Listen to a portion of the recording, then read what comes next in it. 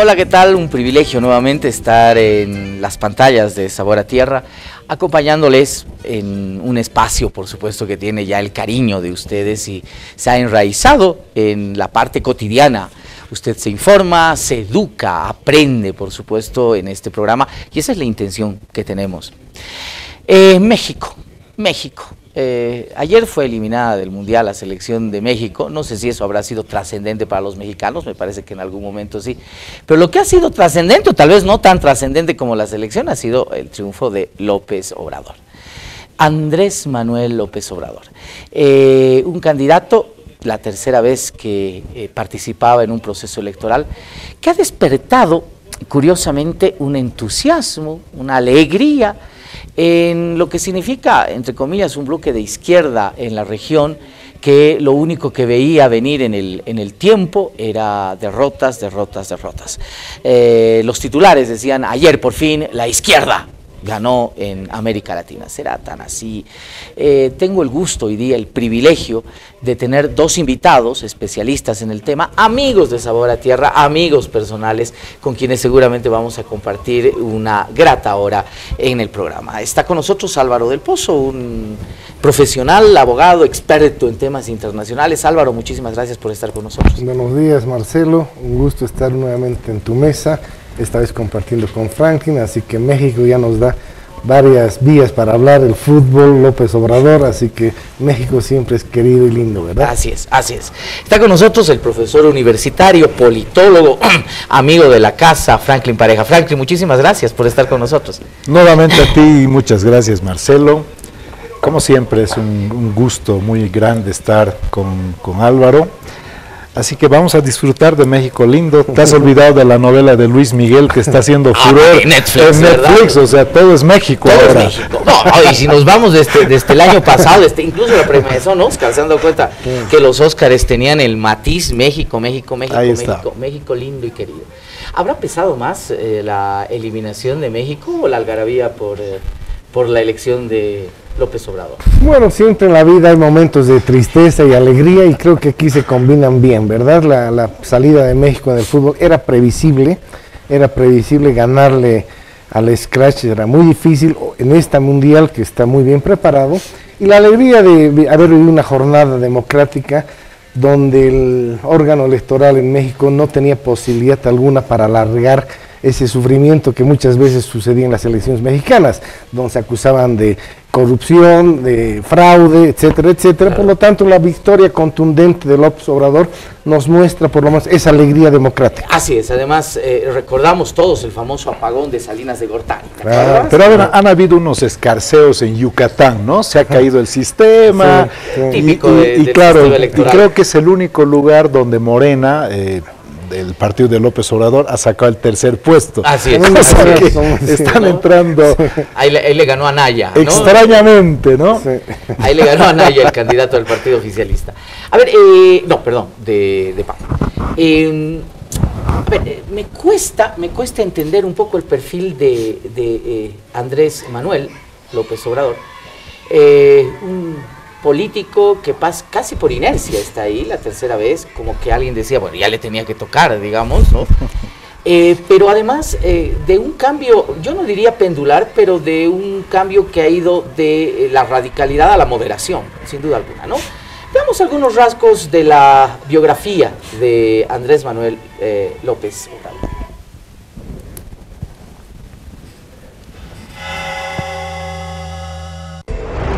¿A Palacio o a la chingada? El 2 de julio no solo vamos a elegir al próximo presidente de la República. A ellos les ha ido muy bien. No está dicha la última palabra.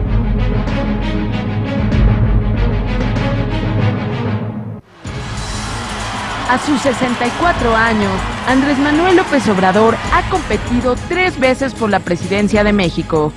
Yo deseo que sea la última campaña en la que participo en mi vida. Nació el 13 de noviembre de 1953 en Tepetitán, Macuspana. Estudió en la Facultad de Ciencias Políticas de la Universidad Nacional Autónoma de México. Ahí conoció al poeta Carlos Pellicer, quien se convirtió en su maestro. ¿Saben cuál fue mi primer trabajo después de que salí de la universidad? Fui director del Instituto Nacional Indigenista en Tabasco, 6 años. Hace 30 años sufrió su primera derrota política en Tabasco como candidato a la gubernatura del Frente Democrático Nacional. Al año siguiente, en 1989, fundó el PRD en Tabasco. En 1991 encabezó el llamado Éxodo por la Democracia y tras recorrer 1090 kilómetros llegó a la Ciudad de México el 11 de enero de 1992. De 2000 a 2005 fue jefe de gobierno de la Ciudad de México y enfrentó un intento de desafuero que parecía una estrategia para evitar que apareciera en la boleta electoral como candidato presidencial en 2006. Ahora resulta que en el país de la impunidad, en el país del FOAPROA, de los amigos de Fox, del Pemex Gay y otros latrocinios cometidos, a mí me van a desaforar, me van a encarcelar y me van a despojar de mis derechos políticos por haber intentado abrir una calle para comunicar un hospital. Con el PRD, en 2006, perdió sus primeras elecciones presidenciales por una diferencia de 0.56%. Denunció un fraude e instaló un plantón en el Zócalo capitalino y en Paseo de la Reforma durante casi 3 meses, hasta que el Tribunal Electoral del Poder Judicial de la Federación calificó la elección. Usó el lema voto por voto, casilla por casilla, pero él no tenía el 100% de las boletas en su poder. Que nos quedemos aquí, en asamblea permanente, hasta que resuelva el tribunal. En 2012 fue su segunda derrota, también como candidato del PRD. Ahora llega el 1 de julio de 2018 con un nuevo movimiento que fundó en 2014, el Movimiento de Regeneración Nacional. Ha hecho campaña durante 12 años, recorriendo cada rincón del país y ha dejado su experiencia en 14 libros de su autoría. Andrés Manuel López Obrador. Ahora, es difícil tratar de encontrarle una definición política a López Obrador. ¿Es un hombre de izquierda, es un hombre de centro, es un populista o es ahora un hombre conservador? A ver, le voy a traspasar esta inquietud así de primer plano a Franklin Pareja. Bueno, es un hombre perseverante porque ya es su tercera elección y como él mismo dice, quiere que sea su última porque obviamente es bastante agotador. No te olvides que los periodos en México son cada 6 años. Mantenerse vigente en política demanda siempre un esfuerzo muy grande y yo creo que probablemente esta era la última, pero además en una situación en la cual los astros se han alineado en favor de Obrador, porque las condiciones objetivas ahora sí han madurado de tal forma que no es que, yo por lo menos intuyo, de que no es que México esté buscando una ubicación ideológica a la izquierda, sino que lo que está buscando es un cambio a un sistema que se ha agotado, particularmente por una conducta errática, por una acumulación de la corrupción, por una cantidad ingente, ya vamos en 150,000 muertos que no tienen ninguna explicación, desaparecidos, erosionamiento de la institucionalidad, control de élites y grupos familiares, en fin, todo este lastre latinoamericano que no es propio de México, sino particularmente de los gobiernos y de los estados latinoamericanos, ha llegado a su clímax y entonces llegó el momento del cambio.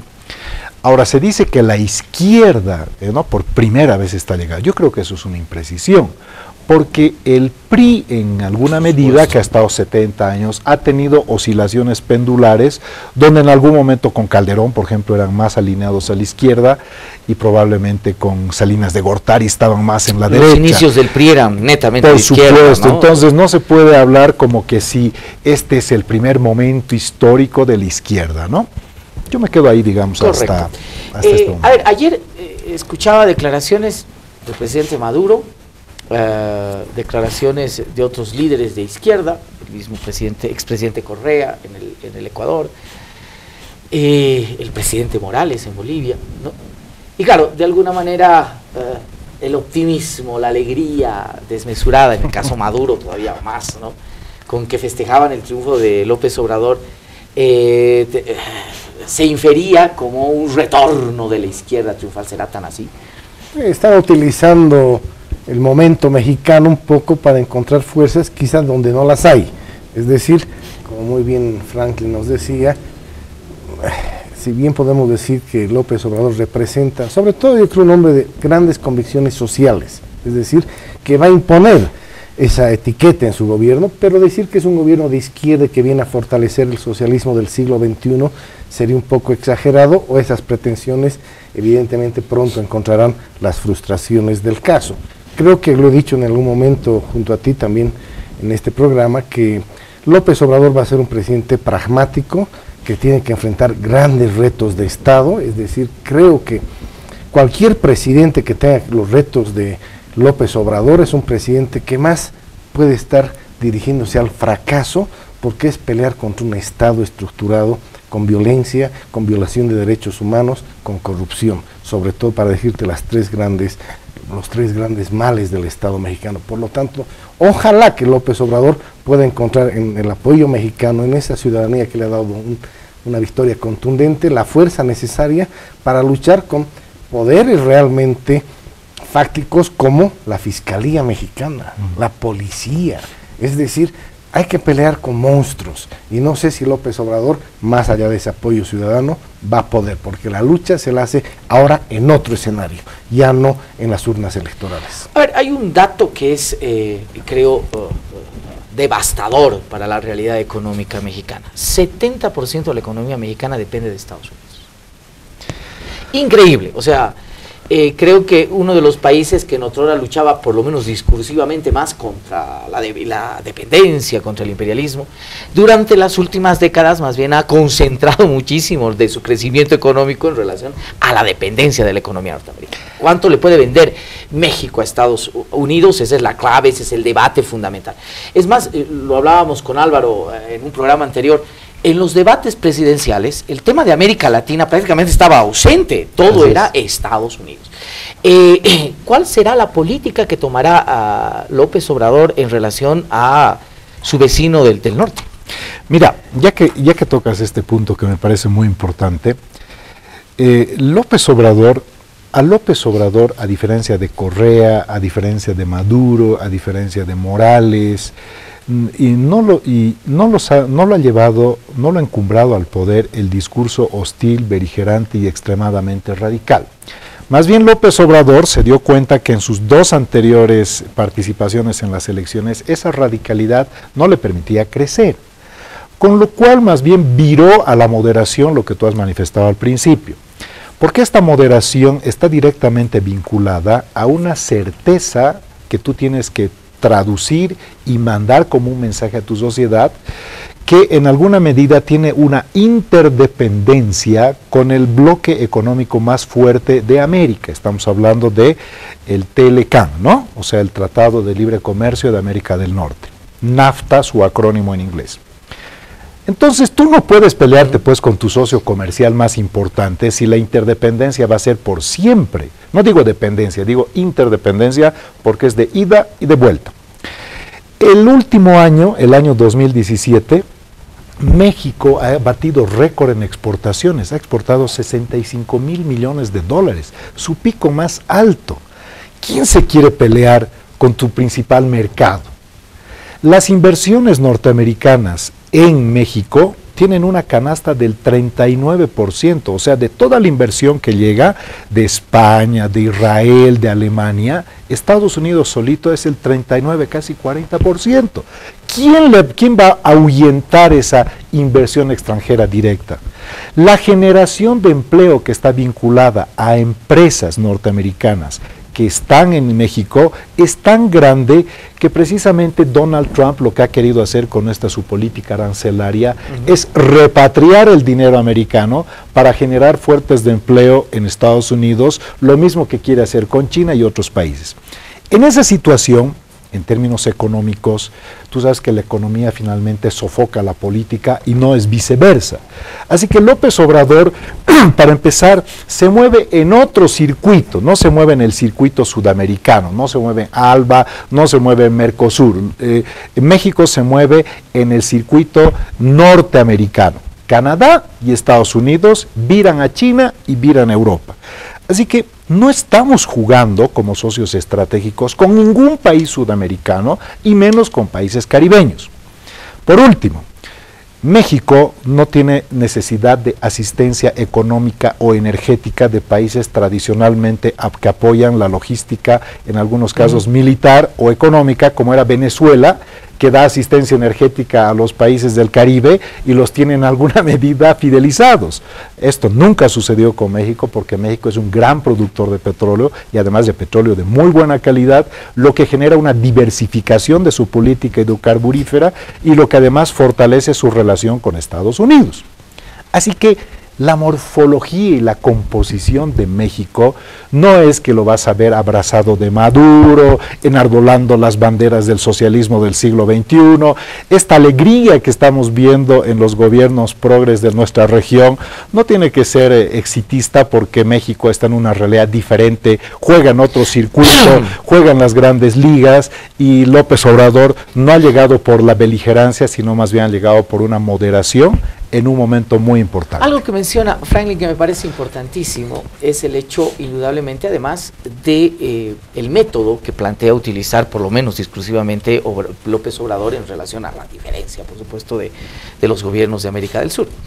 El primero es tener muy buenas relaciones con Estados Unidos. López Obrador lo ha manifestado de manera abierta, ¿no? Trump ha reaccionado muy bien. Ayer le ha enviado un mensaje de felicitaciones. De hecho, nos vamos a llevar muy bien, presidente López Obrador, ¿no? En realidad, ¿cuál es el esquema de López Obrador? A ver, yo no me voy a pelear con Estados Unidos por el tema de migración, ni mucho menos. Lo que yo pido con Estados Unidos es trabajar conjuntamente para evitar la migración desde un proceso interno. Eso significa fortaleceremos México, ¿no?, para evitar que exista más flujo de migración hacia Estados Unidos, y para ello creo que Estados Unidos, y lo ha dicho López Obrador, es un socio estratégico en planes de desarrollo y creación de empleo, precisamente. Es un camino completamente diferente a la estructura de lo que podría tomarse como un gobierno de izquierda en el sur. Sí, evidentemente, mira, además del mensaje de Trump, ellos ya han hablado por teléfono horas atrás. La conversación ha durado más o menos media hora entre el presidente Trump y el presidente electo Obrador. Y además de las felicitaciones, del rigor, digamos, han hablado de temas ya de fondo. Es decir, Trump le ha propuesto hacer un tratado de comercio bilateral, lo que siempre ha buscado, dividir y después uno por uno me arreglo con Canadá, con Estados Unidos y hago otro esquema comercial. Y obviamente lo del muro, se ha tocado el tema del muro, a cuenta también de los mexicanos, y el presidente Obrador parece que ha manifestado las ganas de trabajar una agenda, por supuesto, común, el compromiso de trabajar internamente en el tema de la inmigración, que es lo que amerita y es necesario también. Por lo tanto, creo y coincido con ustedes dos que va a ser una relación muy pragmática, que le va a incorporar seguramente, porque hay un discurso que así lo amerita, dirigido domésticamente, de dignificar la relación, es decir, vamos a poner a la misma altura México y Estados Unidos, vamos a dignificarla, no vamos a aceptar atropellos, como no lo hizo en su momento Peña Nieto, ¿verdad? Entonces parecía un gobierno que estaba más o menos de rodillas frente a Trump, salvo alguna escaramuza al último de su gobierno.